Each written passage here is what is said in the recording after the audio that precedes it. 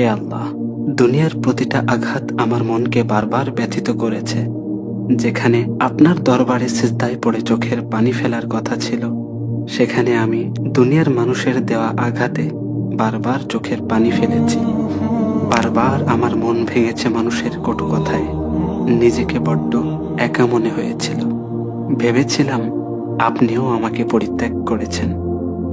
কিন্তু পবিত্র কুরআনুল কারীমে আপনার বলা সেই কথাটা আমার মনে পড়ে গেল। ما ودعك ربك وما قلى তোমার রব তোমাকে কখনো পরিত্যাগ করেননি, আর তিনি অসন্তুষ্টও নন।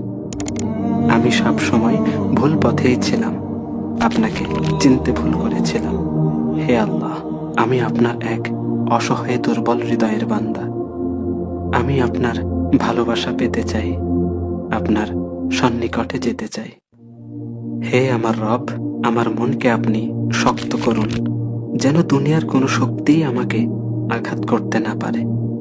আমাকে এমনভাবে তৌফিক দান করুন, আপনি ছাড়া যেন আর কারোর জন্য চোখের পানি ফেলতে না হয়, কারো কটু কথায় কষ্ট পেতে না হয়। হে আমার রব, দিন শেষে আপনার নিকটই প্রত্যাবর্তী।